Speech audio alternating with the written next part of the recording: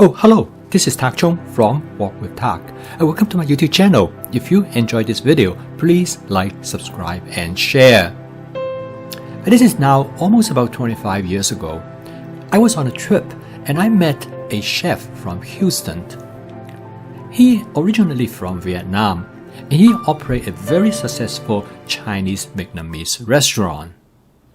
He was known to be an excellent chef, and his restaurant served a hybrid Chinese-Vietnamese food. During my college year, I worked one summer as a cook in a Chinese restaurant.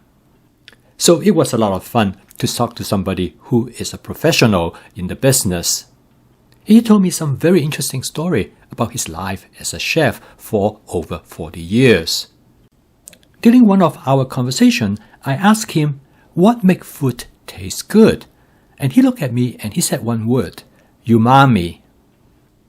As a biologist, I know about umami, which is one of the 5 basic tastes: sweet, saltiness, sour, and bitter. Before we had that conversation, I knew little about umami, but since then, I have learned a lot. Now I come to complete agreement with him how important umami is in flavoring a dish. Umami is a latecomer of our understanding of taste. It was discovered in 1908 by a Japanese scientist known as Kikunai Ikeda. He isolated the chemical that is responsible for the umami flavor, and it turned out to be sodium glutamate.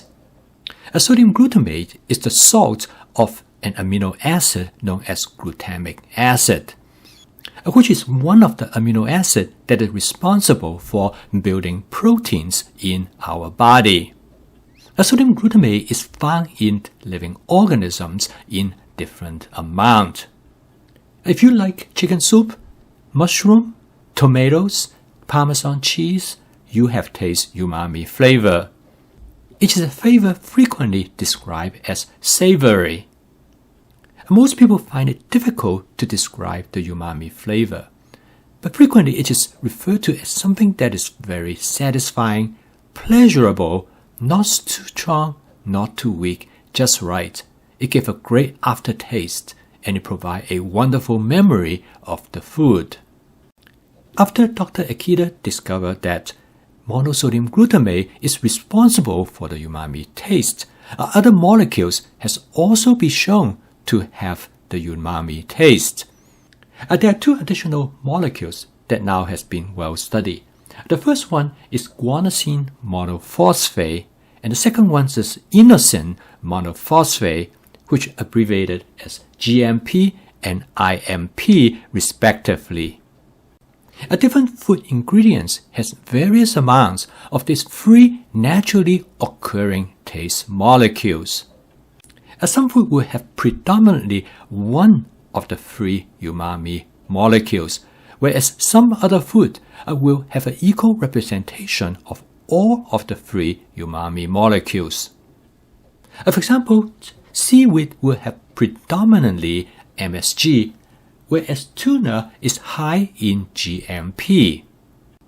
After the discovery that umami molecule has different versions, there was one very surprising finding.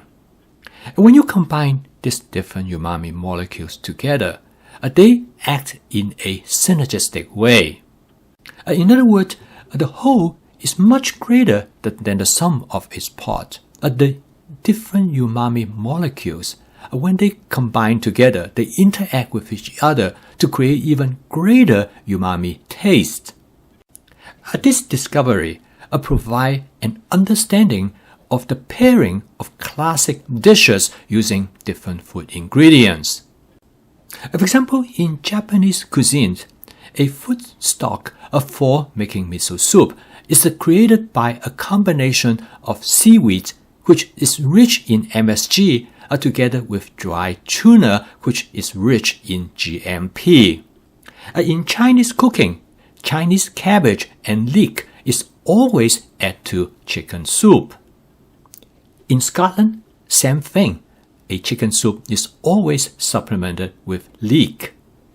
And in Italian cooking, a tomato mushroom sauce is always topped with Parmesan cheese.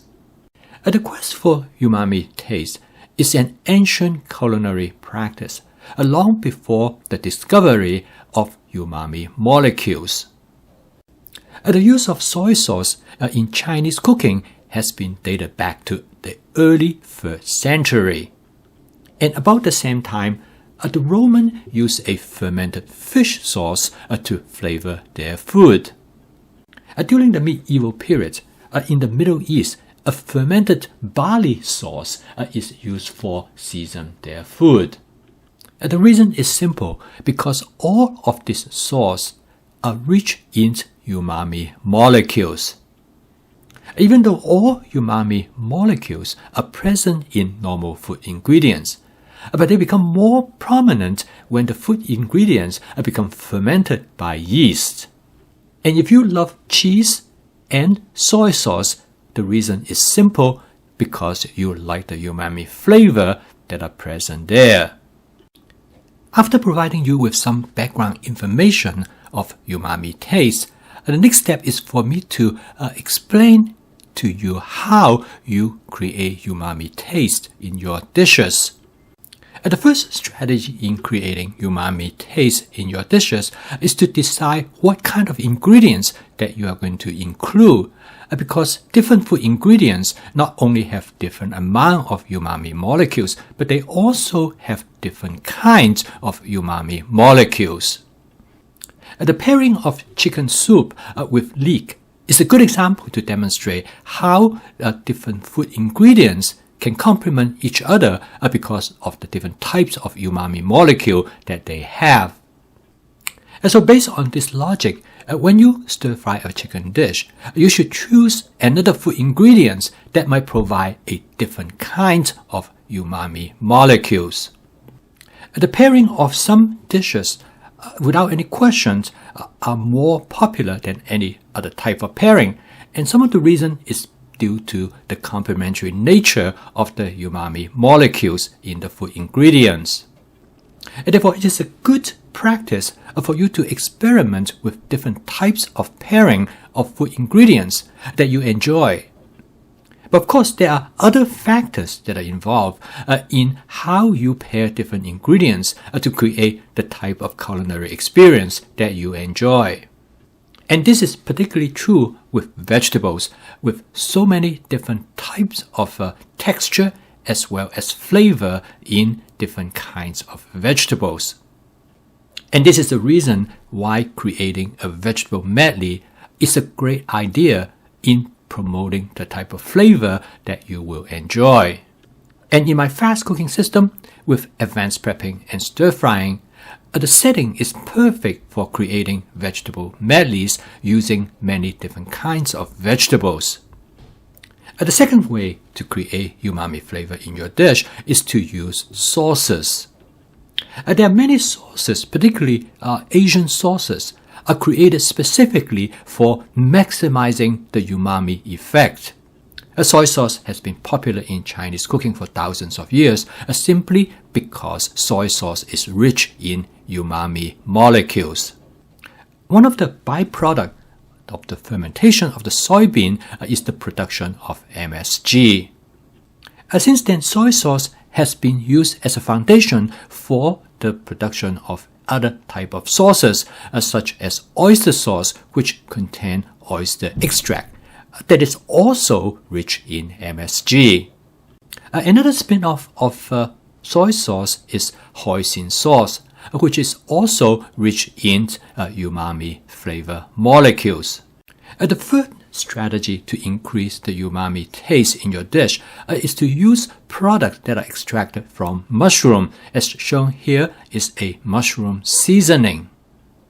A mushroom is rich in umami flavor molecules, predominantly in the form of naturally occurring MSG. And the final strategy is to use purified MSG directly. In 1908, after Dr. Akita discovered monosodium glutamate, he partnered with a man by the name of Suzuki. They formed a company in 1909 and they called it Ajinomoto. and they start to produce MSG till today. During my year as a college student, I spent one summer working as a cook in a Chinese restaurant.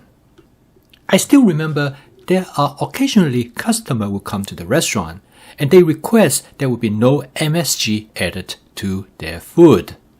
The claim has been for many years that MSG can cause harm, all the way from allergy to severe headache. This assumption turned out to be incorrect because there are no scientific evidence to suggest that MSG is not safe. Today, the FDA has announced that MSG do not causing any harm under normal usage. So hopefully through this video, you have a better understanding what is umami and how to create umami in your stir-fry dishes.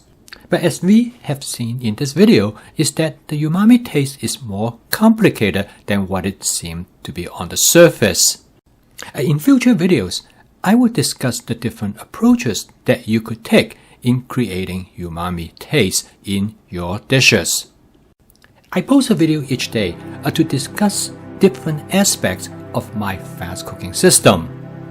I would like to help you to use this cooking system to make home cooking as part of your daily life.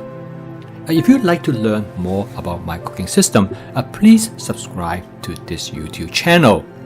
Keep on cooking. I will see you tomorrow.